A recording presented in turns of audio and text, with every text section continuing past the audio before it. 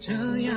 轻易地被折断的翅膀，是不是因为应该忘记奔跑？如果说现实不可阻挡，没有人愿意冲破迷茫，可为何我总不敢于彷徨？告诉我，愈演愈烈的曙光不算假象，迷雾里总有人赌上了希望，不肯退让，失败也淋漓酣畅，跌倒受伤也无妨。相信我，浩瀚星河也勇往，眼神倔强，向前方那光芒无可抵挡，不随着伪装，就随着风流浪，自由的翱翔，拥抱太阳，向未来奔月而上。纵然要远航，历尽千帆，笑脸仍明朗。向美好奔月而上，舞台人重阳，澎湃着热爱，永不散场。尽情燃烧吧，要勇敢质问一切迷离幻想，要振动绝望风暴，人生就是去对抗，要梦想起航，要不负所望，要去见诗和远方，有你在身旁。就燃烧吧，要用脚步丈量满人星光，要执念与眼神碰撞，迸发出热浪，要不再迷惘，要笑着去闯，要抬头就有希望，漫目琳琅。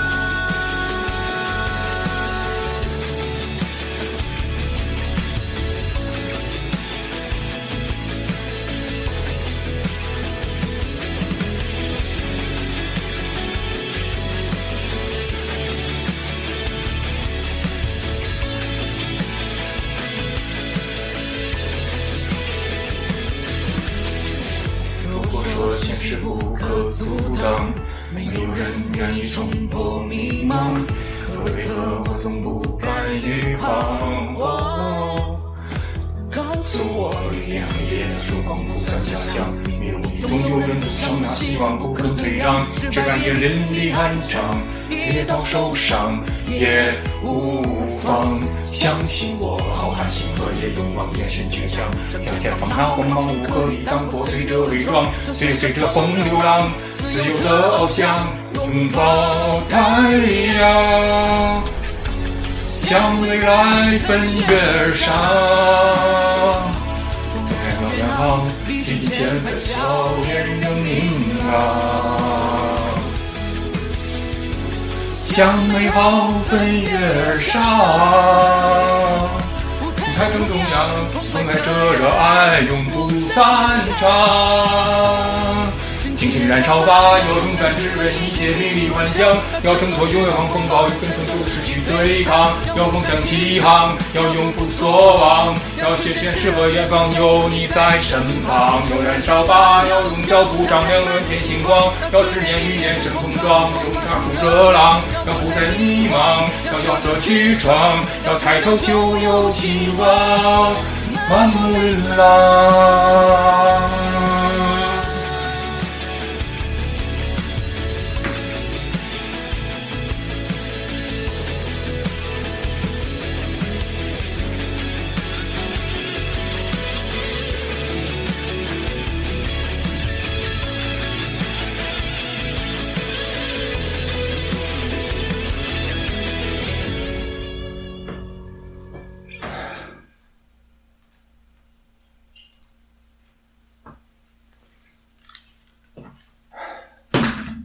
很多人啊说我做这个节目谈及这个有关神韵师傅等等这些事情是非常有勇气。我觉得呢，这个说了一部分的这个事实，但真正更加需要勇气的呢，是我在这个过程中的去聆听，还有去调查。我现在还记得一个成年的女演员，前神韵女演员，他在谈及师父在暴怒之中辱及他在中共迫害中去世的亲人的时候尖叫着说出当时的经历，那个尖叫声直接就戳到我这个心里，那种委屈和积怨就像火焰一样穿过屏幕扑到我脸上，我只想扭头离开。但是呢，我还是收拢我的这个心智啊，坐在那儿继续去把这个事情给用冷静的和那个就是了解事实的态度去了解这个来龙去脉。我记得就是艾森豪威尔将军呢，他也经历了很多这个大事儿吧，但他说他最难以承受的就是阵亡将士的那个母亲的眼泪。我也有这个经历。那个我在监狱遇到那个警察和犯人的时候，那个凶焰也是这样，就是迎面扑来，但是我还能努一努力吧，振作精神去迎战。但是像刚才我说那个场景中，我只想扭头逃开。所以做这种聆听的时候呢，是要忍受非常多的这个煎熬的。所以这次我的节目的名字叫做煎熬与解脱。那么煎熬还体现在这个什么方面呢？就是当我去了解我试图去了解有关神韵的正面的信息，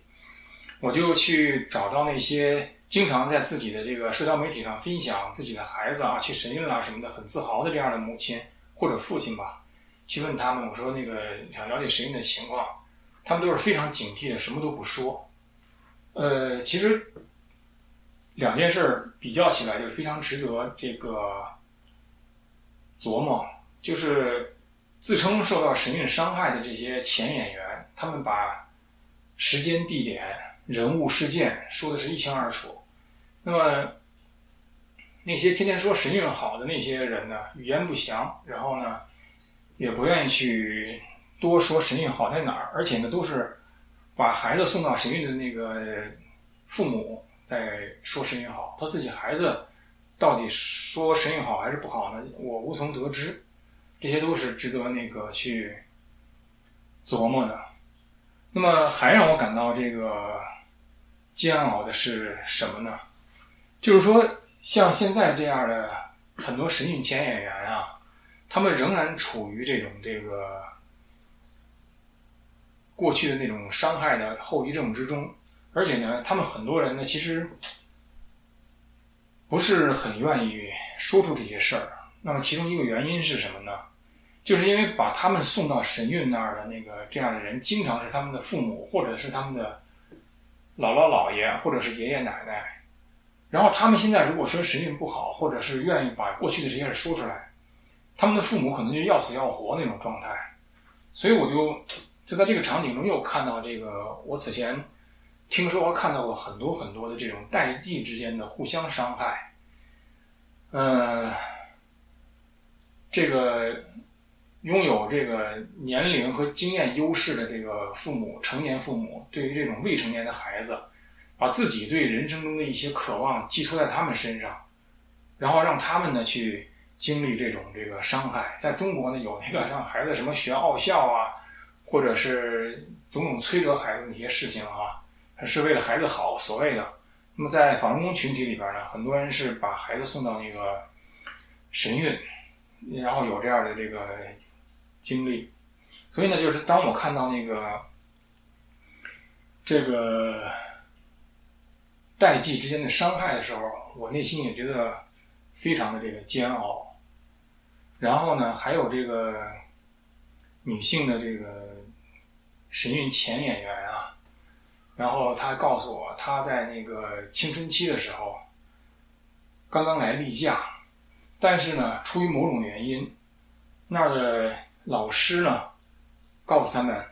心性好是不来例假的。你看谁谁谁谁谁，他就不来例假，就说明他心性修得好。你来例假呢，说明你心性修得不好。所以呢，他每次都是躲躲闪闪的，把沾着精血的这种纸啊，去放到垃圾桶或者什么里边。说到这儿，我补充一句，这样的采访呢，多次采访都是夫妻两个人同时来谈这个事儿的。我觉得一部分原因可能是因为谈这些事儿实在是太刺激了，所以呢，他可能需要亲近的人呢，给他以情感上的支持和心理上的共情。所以并不是说这个女性单独的和我谈，是她的丈夫也在。那么但是这个月经每个月都要来一次，每次呢可能是需要1周左右，你怎么可能避开人的眼睛呢？实际上在那个神韵那个地方是你没有人可以信任，你同一个屋里住的人是主要告发你的这个人，经常是这样，但不总是。就说你连同屋住的人都不能相信，那么你如果月经这种正常的生理过程都被成为一种这个罪过的话，那么给这个女孩的压力是非常大的。那么在那个她进入青春期之后呢，她的这个胸部呢也发育的比别的那个女孩要快，就因为这个，她也多次的被这个当众羞辱，就说那个你这个胸部不是这个女人应该有的这个样子，其实就是一模一样的这个经历啊，在澳洲那个国家广播公司 ABC， 在应该是2021年7月20号还是21号采访安娜的时候，那也是一个神韵前女演员，她就提到自己的衣服被当众撩起来，抓着她肚子上的肉来回摇晃，说这个女人的身体不应该是这样的。那么在我所采访的这个案例之中呢，那个女孩在她的未成年的时候，就因为自己的月经和那个胸部发育的这个比别人快，而遭到这个羞辱，而且经常是公开的这种羞辱，给她那个精神压力是非常非常大的。因为这个事儿像月经是1个月就要经历一次嘛，而胸部是你每天你都会可能因为这个事儿受到批评。那么还有呢，让我感到非常那个煎熬的，就是听着就非常难受的，就是早年在那个神韵训练的时候，孩子受伤是不能得到及时医治的。有的人呢，那个膝盖脱了臼，或者是那个由于用力过猛啊，什么这个肌腱受伤啊，就受非常严重的伤，这是很常见的。而受伤了之后呢，就被认为是他信师信法还不够，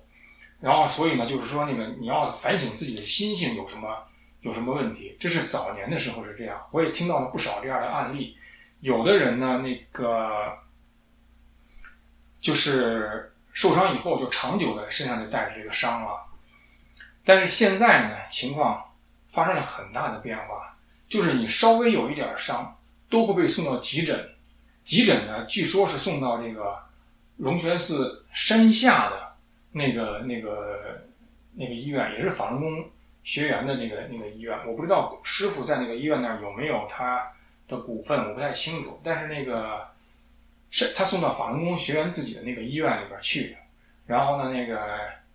就是当然医疗费用啊也是要向那个医院支付，我是这么想的。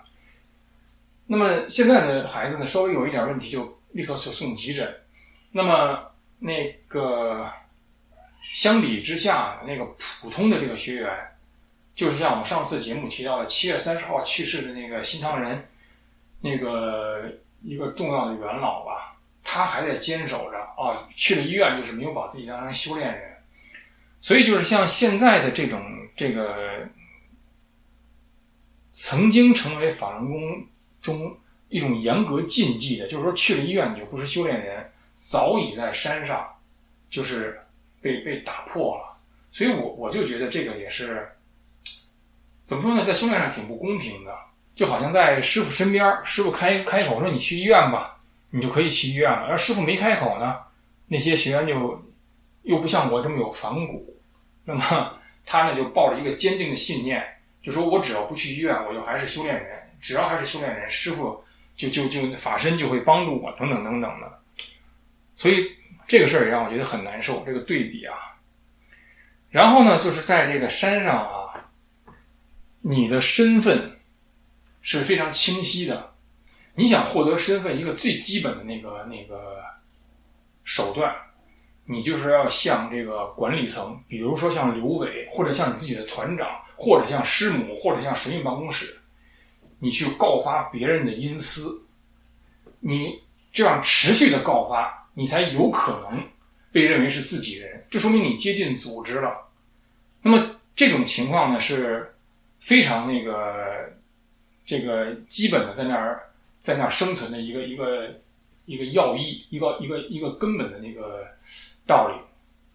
那么就像我在上次节目中，就那个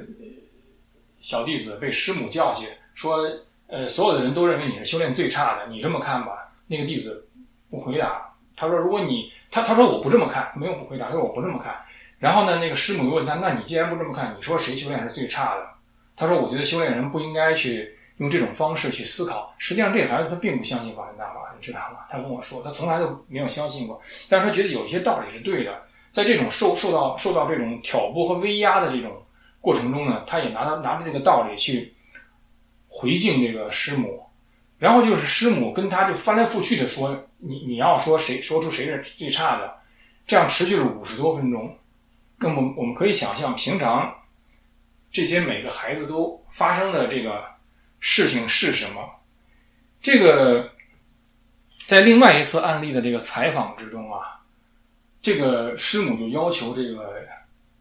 我所采访的这个人对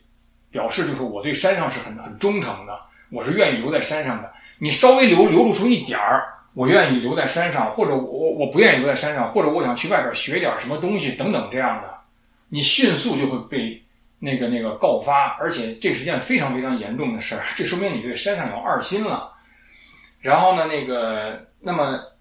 当时这个女孩呢还是很年轻，所以她就非常努力的希望那个师母相信我是绝对愿意留在山上的，就使劲的表忠心。然后呢，那个师母说了这样的话，她说共产党曾经骗过我们，所以我们现在也没法相信你。这个话让我非常的警觉。我不知道共产党骗过我们在什么事情上骗过这个师母，我想肯定就是师父和师母啊。这个事儿发生在是收集大法弟子的那个信息之后，也发生在那个捧习之后。共产党骗了我们，在哪件事上啊？我不知道，但我现在就根据我所收集的这个信息猜想啊。刚才我说的是我采访中别人跟我说的，现在我说的是猜想。我要区分这个我采访的这个内容和我的猜想。我认为共产党骗了我们，就是共产党那边派人来跟师父和师母说，就说我们会在中国把那个法轮功合法化，然后也许呢，就是你可以把这些人的那个信息都交给我们。这是全是我猜想的啊。因为到现在为止，我在节目里多次提出一个问题，就是我作为信息被收集的人，我希望师父告诉我那些信息现在存储在哪儿，谁访问过。我认为我这个要求从任何角度来看都是合法的。好了，我把话再挪到那个刚才那个采访中去，就说师母跟他讲说共产党骗了我们，因此我们也没法相信你。这种话呀，我不知道师母是不是不止和一个人说过。师母，你可以想一想，你和多少人说过这个话？那么就是一个最基本的，就是你要去什么，你要去举报别人。然后这才说明你对我们是忠心的。稍微两个人有点接近，两个人说话都会被那个管理层啊警惕的去什么，而且用话敲打他们。哟，最近你和谁谁谁走得挺近的，就这么一句。这个情况和我在监狱里经历的非常像，因为监狱里的监规就写着不能拉帮结伙。师父在跟这些弟子讲话的时候也说，什么朋友啊，都是常人那一套，就说你在这里边不能有走得近的人，有走得近的人呢，从师父师母到那个管理层都会对你们这个是非常警惕的，因为你们俩走近了，那师父就认为你们可能就是商量一些事儿对我不利了，是这样的。所以在那个山上呢，人和人之间信任是非常非常难以建立的，而且信任都是有罪的，可以说都是，就是说所以呢，就是说这种人类的基本情感在山上是被破坏的，这个也让我是感到很难过。这种事情发生在几乎每一个人身上，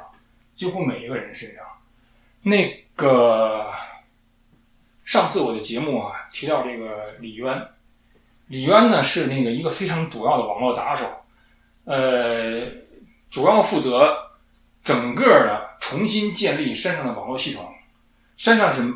基本是在我的叙述者告诉我的时候，在他们那个时间段，就从明面上是不允许你有个人的那个智能手机或者是计算机的。你可能是钻空子，你可能能有，但是一旦被发现呢，你这个东西就可能被没收，并且被搜查。然后你在山上所能用的只能是那种就是没有智能方式的这种手机，而且你用的计算机呢都是在那个公共场合别人看到的。这个大概是2015年16年的时候是这样。后来发生了那个师傅因为有一个人拒绝被搜查，那个人的名字我还知道，那个现在我在我节目里先不说。然后呢感到极度愤怒，然后呢就让大家签那个约书，用生命来签这个约书。然后就那个事儿之后，对计算机的管理更严了，所有的这些计算机呢都是李渊去弄那些系统。那么那个连浏览器都是重新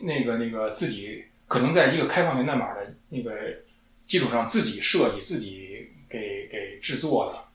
大家知道比如说苹果机上的那个浏览器叫 Safari 是吧，或者呢你用谷歌的 Chrome， 或者你用开放源代码的 Firefox， 或者你用微软的 Edge。 可是大家知道山上那个计算机使用的那个浏览器，网络浏览器的名字叫什么吗？网络浏览器的名字是汉语拼音的得了道， DELEDAO， 得了道。这个和干净世界干净 Word， 我觉得这个名字是有一拼。大家可以想象这是带着这种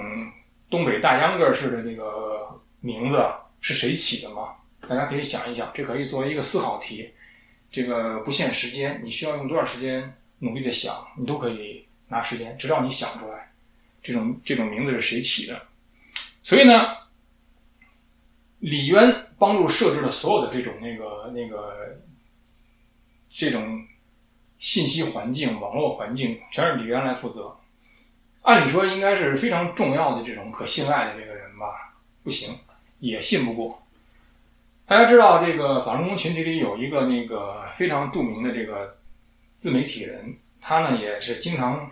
讲这个中华传统文化。那么就是这位这个自媒体人呢，他呢负责在山上讲那个修炼课，就是结合着中国历史啊道德呀，给孩子讲这个修炼课。那么这个人的太太呢，他呢和那个师母的关系特别近，简直就是好的不行。你要知道啊，这种好可不是什么女性闺蜜之间的好，绝对不是。在山上大家在神韵见过的那个著名的这个女高音，给师母送上食物的时候要双手捧着给师母送。然后神韵的那个另外的高级的那个管理人员是单膝跪下，然后捧着东西送给师母，就说你得跪着伺候我，这个不是比喻，这是字面意义，你要跪着伺候我。而且师母在提到这个小孩不懂得不懂事的时候呢，什么叫不懂事呢？你就不懂得察言观色，你不懂得逢迎我。师母在谈到这个事儿的时候呢，样样的说呢，就说中国孩子都能懂，就是从西方这个教育的孩子，他就是学不会，不是发自内心的，不是发自内心的什么呢？不是发自内心的这种奴性和奉承。那么所以呢，刚才我说的那位著名自媒体人，他的太太是怎么和这个师母形成这种如此密切的关系的时候呢，大家可以想一想，那绝对不是平等的。那么在这种关系之下呢，师母就跟这位太太说了，说我看你先生，直接点名啊，不是什么你先生，我在节目里不提名字。我看某某某和李渊走得太近，李渊不是什么好人，你别和他走太近。这一句话就递过去了。然后呢，我觉得这位自媒体人呢，他还是读过一些中国的圣贤之书，你知道吗？他就没有在这种主上已经把话递给你了，你应该非常积极的认为这是主上对自己的信任，你去揭发他，就像当时陈毅揭发高岗一样，像毛主席伟大领袖毛主席揭发高岗，伟大领袖毛主席把陈毅找来，就跟他谈说那个高岗是不太对头。然后呢，因为毛主席翻手为云覆手为雨的次数太多了，然后陈毅不敢说高岗那个不行，毛主席非常不满意，就让陈毅说你先走吧。这个是性命交关之际，如果这次你表态不对的话，你可能会被高岗一样，就是在政治斗争中被干掉了。但是陈毅呢，走出了毛主席的卧房，走了几步之后，迅速的转过身来，然后他准备下注，跟毛主席说报告主席，高岗有事情我要汇报他。主席很满意，这是一个议事。那么我想说呢，就是说刚才我说那位著名自媒体人的那个太太，她从师母那儿得到了这句话，说李渊不是什么好人，我看那谁谁和他走得太近了。但是呢，就是那个著名自媒体人，他仍然的就是扛住了，就是没有去那个去揭发李渊或者是什么。就是说李渊这样就是甘当打手的那个人，也并不是说能获得长久信任的。就是这个著名自媒体人，在那个神韵在山上，也是很多人去指责他这个不对，指责他那个不对，告状。像这些指责呀，其实都是在这种人人为敌的这种情况下，被师父和师母有意营造的这么一个环境。因为呢，就是说始终都不能让你觉得周围人安全，你只能去效忠于我，仰望我来施加一些公平，在你被别人无端去攻击的时候施加一些公平。所以呢，就是说在那个地方啊，你的别人比如说无端骂你了，或者无端指责你，编一个你的什么什么事儿，然后去告状去了，然后呢你最正确的做法是要去找师母啊去辩解，而师母会告诉你共产党骗过我们，所以我们也不能相信你，用这话敲打你，告诉你无论你是怎么忠诚，你的忠诚都还不够，而且你随时都会被别人继续说你是那什么。一个非常明显的例子，就上回我说就是师傅让李渊去检查他的计算机的时候，这个人居然如此大胆，把那个计算机的内容都给删了，师傅勃然大怒。然后呢，在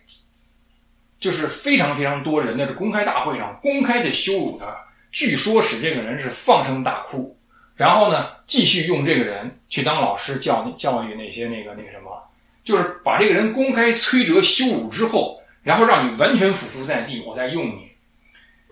这些所有的手段和监狱里是一模一样的，所以我是非常清楚的。然后呢，有一次呢，师傅呢就是遇到这个在路上遇到这个人，看了他一眼，就说你最近又玩那个电子游戏了。然后那个人说我没有玩电子游戏。不对，你就玩了。师傅就用这种完全无端的这种毫无根据的这个指控，我说你有什么罪，然后你还必须承认，如果你有任何反驳，这就说明你你说明你不忠。那么像这种情况不仅是发生在这儿，我听说在华盛顿 DC 那块儿，师傅也曾经说过另外一个年轻的男性弟子是特务等等的。那些人呢，就是感到百般的委屈，百般的那什么。像我就没有这样的精神压力，因为我从小就是在这种，我大概从5、6岁开始，人民大学附属小学就是这样对我们的。我在8岁、9岁、10岁、11岁的时候，可能应付这个不太就被欺负过。你说我一路都走过监狱这种什么了，这种东西不能施加给我的。所以呢，师傅非常错误的用蒙赫那里边诽谤我的观众是特务五毛，这是一件非常非常错误和欠考虑的事情。因为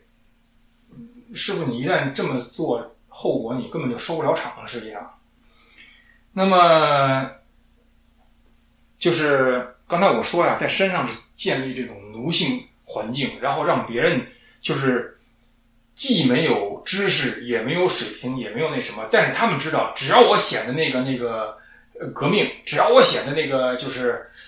心性高，用非常僵化的东西指责你，那么这样的话，我就可以得到师母这些管理层的青睐，就说明我连我连那个那么著名的那个自媒体人我都不发，我还要指责他，那说明我多革命啊！而这个著名自媒体人呢，他意识不到这整个环境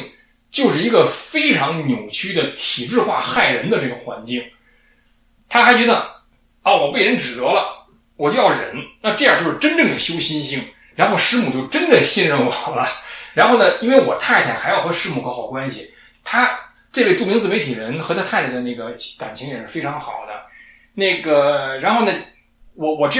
这么忍下去了，然后我太太和他搞好关系了，我和我太太关系也好了。你看，只有修炼人才能有这样的这个感情。但是我觉得呢，这是我此前在监狱生活中见到太多的人呐，为了取悦狱卒，是一模一样的这个心路历程。实际上，在一个有尊严，然后一个有着基本那个人类善良的那个尺度的这么一个环境，这些事情是不应该发生的。现在呢，你所谓的这个忍，在我看来其实不是忍，只是一些得失算计，其实是只是一些得失算计。也正是因为这些得失算计，现在我触及的这些事儿，你身在神韵那么长时间，你从来不说，你看着这些孩子那个遭受这样的折磨。实际上我给这位著名的自媒体人呢，在2016年大概第一次知道那个小孩经受那样的霸凌的时候，我就给他打电话，我不是打电话，通过那个脸书这个联系，我说你知不知道这个事儿？他给我的回答是，人来这儿都是为了修炼的，意思就是说他吃这个苦，那就是为了修炼。后来我什么都没再多说，因为我知道他已经不打算那个正视这件事儿了，你知道吗？所以呢，在那块儿，人们的这个所谓的自我安慰的善，都是一些伪善，都是一些监狱里，你当那个，你就是把脸对那个不公正扭过去之后，弱者在那哀嚎你都不听，然后自己还跟自己说，你看我修炼的多好，我多能忍呐，等等等等，就是这样。所以在那个山上那个地方是没有那个，就是至今人类已知的这种那个善的标准，那不是那个标准，而是相反是监狱那个狱卒管理犯人的这种那什么，这也让我非常煎熬，你知道吗？因为我本来希望就是说，这个世界上有人能在修炼之中啊，基于自己的修炼，基于自己真实的实践，去谈一些这个真正的能把那以前的那个正确的道理和现实结合起来的这样的人去做这样的事儿。然后刚才我说那位著名自媒体人还在那个什么，还在给他们讲那个修炼课的时候，然后呢，比如说这段时间师母对谁不满意了，那么他就要把这个历史啊那故事结合起来，说明啊这些人其实是虽然是做了一些大工作做的比较多，但他心里其实是未私的，然后他用这些来证明那个人是不对的。他们在那儿说话批评人，全都不直接说，不像我在节目里直接我说明白吗？不对，我觉得师傅错了就错了，从来不是。把你叫到办公室，哎呀，这个中国的孩子呀，就是不如西方的孩子。中国的孩子说什么话都弯弯绕，然后就这种话能跟你说1个小时2个小时，就是不说你到底怎么了，让你自己去悟，就是不告诉你我认为你哪不对，但是你知道我对你不太满意，然后让你时时刻刻都自己对自己加以审查，然后让你成天活的都是那个惴惴不安。这个监狱里就是这么做的，神韵那儿也是这么做的。然后呢，就像我说的，在今年2016年吧前后，我在接到那个孩子的母亲跟我谈他孩子的事儿，后来我跟他孩子谈了谈，他孩子在我谈的时候就开始哭，然后当天一直哭到夜里睡觉，第二天早上起来接着哭，然后他母亲告诉我说呀，这是他很长时间以来第一次哭，终于哭出来了，心里舒服一些。就是这个姑娘啊，后来就变成了山上如鱼得水的一个人。她呢，使劲的欺负其他人，因为他经历过这个以后，他已经学会了怎么伤害人了。所以这些事情也让我非常的难受，你知道吗？就是说在那个山上，就是跟我叙述自己那个受害经历的人，他们或多或少都在这样的一个摧折之下，或者主动或者这个被动的去伤害过别人。所以我挺感谢他们跟我说这些事情的。他们跟我说这些事情的时候，需要也很大的勇气，也经过了很深刻的自省。但是就看到人是被这样摧折，被这样扭曲，尤其是在他们那个没有完全成人的时候，被这样扭曲，然后去伤害别人，仅仅是为了师父和师母那种永远不能感受到的那种安全感。他们总是感到不安全，总是别人那个都不信任自己，总是说谁谁谁是那个和你接近就是为了过河拆桥。哎，你看我给你介绍的这个对象多好啊！如果你是去找谁谁谁，那我们就把你从山上赶下去。现在他喜欢你是因为你是神演员，下去以后你可就不是神演员了，那他对你可就变脸了。这就是师母啊跟那个他希望左右其婚姻的人说的类似的话都是这样。他们会过河拆桥，而你呢是因为在这儿关得太久了，也没见过什么异性，你见另外一个你不就喜欢了吗？其实这就是非常侮辱人的话。但是呢，像师母说出这种话来，觉得非常非常自然，他不觉得这是侮辱，因为这就是他的想法，你知道吗？实际上，我觉得很多话是师傅教他的，这个是我的想法，这是我的猜想。因为师母这个人怎么说呢？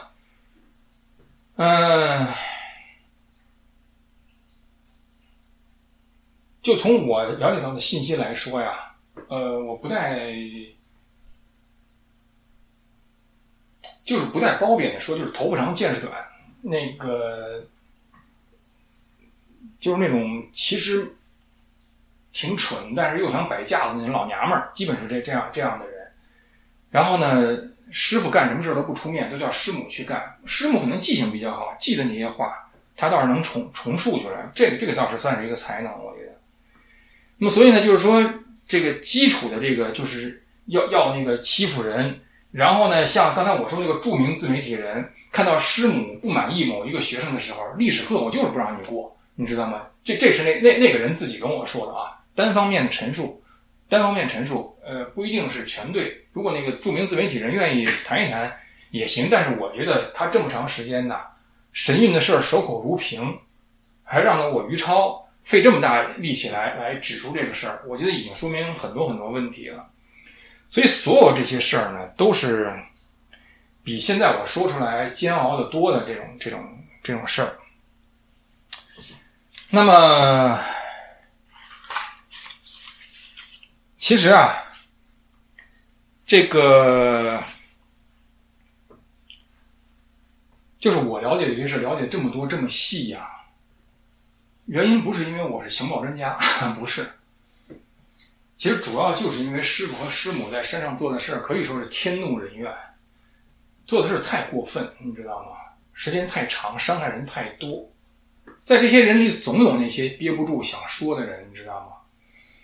所以我的节目也非常重要，我的节目长时间的就是在这儿说真话，然后把自己的想法分享出来，他们就觉得我是可信的，可以去分享这些内容的。那法轮功里边那个著名自媒体人在山上当什么教授，给他们讲那个什么修炼课，讲历史，他怎么不跟你说呀？那你就是像索尔尼琴写那个古拉格群岛里边去那个考察那个劳改营那个高尔基似的，都知道跟你说了，你和他们是一条心，对不对？你太太不是跟那个师母那儿如胶似漆的弄得那么近吗？对不对？你能那个身段趴到那个程度，你已经做了很多怎么说呢，不该做的事情了，其实是。所以他们就不信任你，他们信任我是一位完全的陌生人，我对他们来说是完全的陌生人，你知道吗？当然了，因为我分享这些人生的经历，在那个深度上面我们并不陌生。所以呢，刚才我谈的是这个煎熬，那解脱是什么呢？就是当我把这些事情听了总结了，我就必须有所行动，这个行动就是我自我解脱的一个最强有力的一个手段。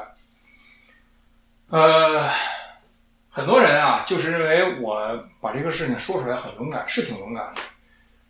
但是呢，从本质上讲，它对我来说是一种解脱。我不愿意就是一个人听着这个故事埋在心里，我不愿意。你敢做，我就敢说，就这么简单。走到哪儿，我就跟你对阵到底了。上法庭或者是什么，我把我所有的材料都拿出来。所以呢，就是说这个节目的主题啊，就是那个煎熬与解脱。我做了实际上是非常重要的事，我尽我这个生命的所能吧，去追求这个人生中这个应该有的这种生命品质，去持守我所能认识到的这个真和善还有忍。所以我认为我是一个比较努力修炼的一个大法弟子。在这个世界上呢，我谢谢师父1993年传给我大法，这个事情一直支持我走到了现在。我现在呢，就是这个做所有的这些事儿，是向您做一个心性汇报，来汇报我修炼法轮大法的成果。那么，谢谢各位，我们下次再见。